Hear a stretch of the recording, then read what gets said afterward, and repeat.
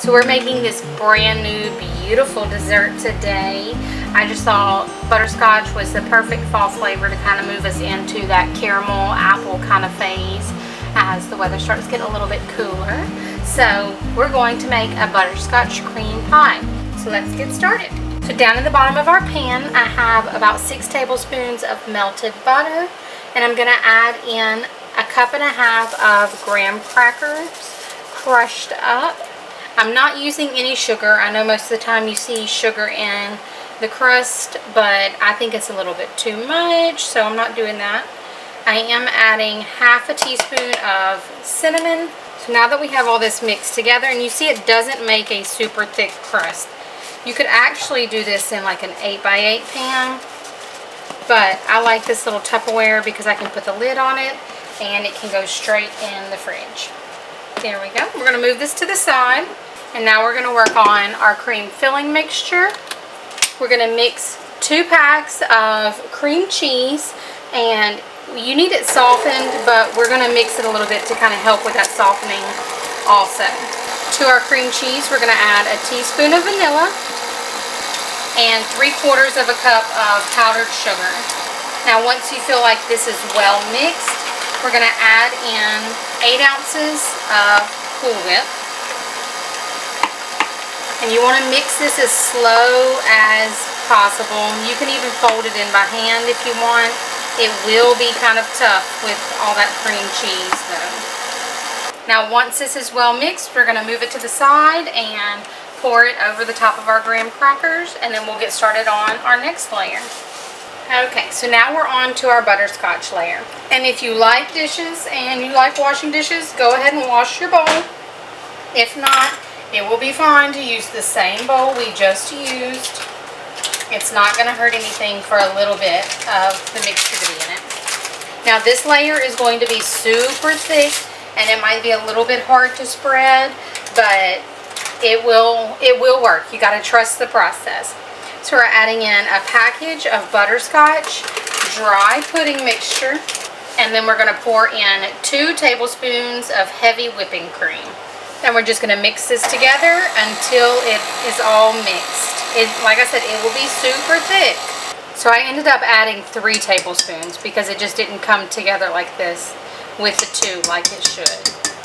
So now we're just going to take our pudding mixture, and I'm just kind of dropping it in pieces across our pie, and then I'll try and spread it out a little bit. I don't have much success on spreading it, but the flavors really get mixed in, especially once we add the next layer. You see why I said it doesn't matter if you have a little bit of that residual cream cheese mixture. Next, we're going to take a pack of butterscotch jello, just the dry mixture, and sprinkle it on top of where we just spread in that butterscotch cream. And last but not least, we put our last 8 ounces of Cool Whip on top to give that nice fluffy layer. Now this is only like the 3rd time I've made this, so it's brand new to us, but we made it twice in 1 month. So I figured that was pretty much a keeper for us if we were already wanting it again so quickly. And I love all things pumpkin. Well, I love most things pumpkin, but for me, fall flavors are so much more than just pumpkin spice and things like that. I love especially apple flavors, and butterscotch to me is again one of those fall flavors that I think really gets forgotten about. I know it doesn't look like much right now, but we're going to let it set for a few hours. We'll come back and it'll be ready to enjoy.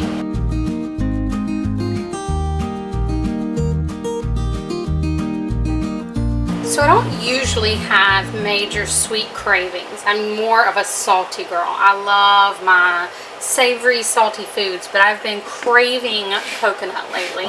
So we're going to make a toasted coconut pound cake that I found on Pinterest. So I've got about a cup and a half of sweetened coconut on the tray. I just sprayed the bottom of it, and we're going to pop this in the oven while we build our pound cake mixture. So we're going to pop this in 425 for just a few minutes. We want to watch it close so it doesn't burn. In this bowl I have 2 cups of all-purpose flour, I'm going to add in a cup of sugar, 1½ teaspoons of baking powder, not baking soda, a ½ teaspoon of salt, and 4 tablespoons of this cultured buttermilk blend. If you don't have this, then just use regular buttermilk in a few minutes, but this powdered stuff is super convenient to have on hand.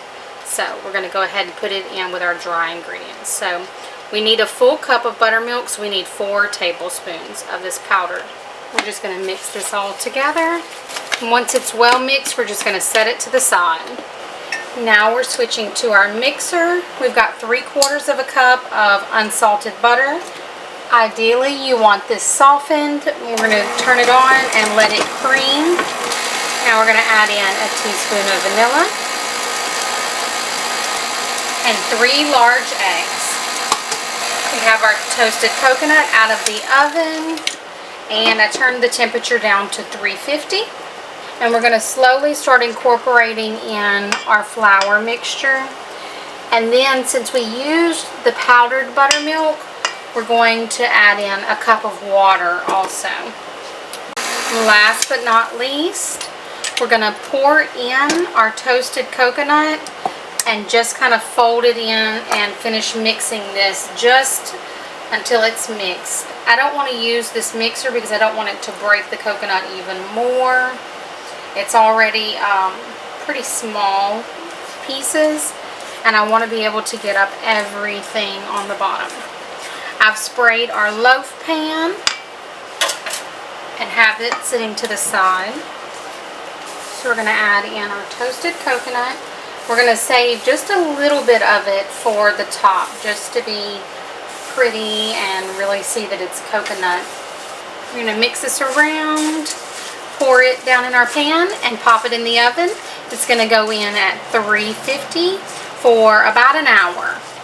While our cake bakes, we're going to make a really quick and simple icing. So this is just a cup of powdered sugar, and I'm adding in a little bit of water at a time and mixing it around. I just want a really thick kind of glaze to pour over the top, and then we'll sprinkle it with our toasted coconut. So we don't want too much. I think it's perfect. And we'll just set this to the side, and when the cake comes out and it cools down just a little, we'll pour it over. Now I wish y'all could smell this, because oh my goodness, I've been smelling it for the last half hour, and I'm ready for this to cool down already. I probably won't wait the whole time. I'm just pouring the icing over the top and letting it seep down in the sides and get all around. I'm going to take this little spatula and just let it get down into the bottom and the sides as well. And now we're going to top it with our toasted coconut.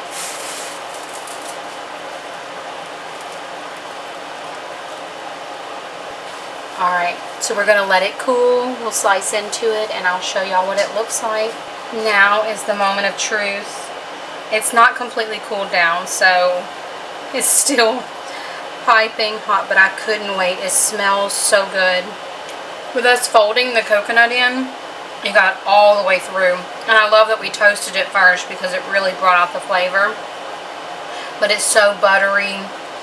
This is definitely a keeper. 10 out of 10. Love it.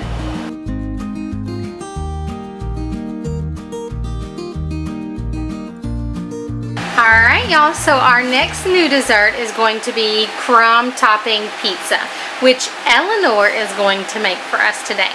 So we're going to come over here and zoom into her bowl and watch as she gets the crumb topping going. It's a very simple recipe. We have the oven preheating to 375, and Eleanor is going to mix her crumb topping in this bowl, and she's just going to mix it by hand. So we're going to start with a ½ cup of white sugar. She's got a ¼ cup of softened, non-salted butter down in the bottom of her bowl. To that, we're going to add a ½ cup of brown sugar. I'm going to add a whole cup of flour. This is all-purpose flour. And 1 teaspoon of cinnamon powder. You want this to be a very, very dry, crumbly texture. And just mix it until it's crumbled. I'm going to spray our baking dish or our baking pan and roll out a pizza dough on it. So now that our pizza crust is rolled out, Eleanor's just taking handfuls and sprinkling it over the pizza crust. And she's going to do that for all of this mixture. Now that she has just about all of the crumb topping, and it is quite a bit, once she completely finishes, this is going in the oven at 375 for about 15 to 20 minutes. While that's cooking, we're going to wash our bowl out and make the icing that will go on top. Ooh, I love icing. Now she's going to make the icing. Icing. So we're going to start with about a cup of powdered sugar. I'm going to add about a half a teaspoon of vanilla. And a tablespoon at a time of water or milk, whichever you choose. It's all watery. But soon enough it's going to be delicious. Is this for dessert, Mama? Ooh. I'm definitely going to eat my dinner good. We're having steak, potatoes, and corn, right? Yeah. Yummy steak. Here in Texas, we love steak. This is ready now, so all we have to do is wait for our crumb pizza. Okay, so our pizza is out of the oven. Eleanor is going to gently pour the icing over the top. We're going to let it cool for a few minutes and we'll slice into it and do a taste test. Alright, so Eleanor is going to taste test this new dessert. So grab you a slice and tell us what you think. It's amazing! Would you want to make it again? Yes, ma'am.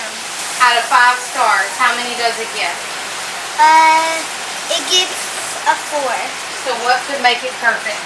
A little less of the powdered stuff. Because it's a little too powdery. So I agree with that. I'd probably give it a 3.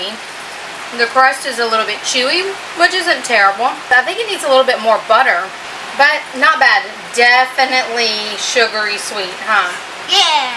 But it's a win. I think it would be good. Definitely something easy for the kids to make, and you don't have to have a whole lot of ingredients. We had fun. Let us know if you try any of these and what you think, what you would change.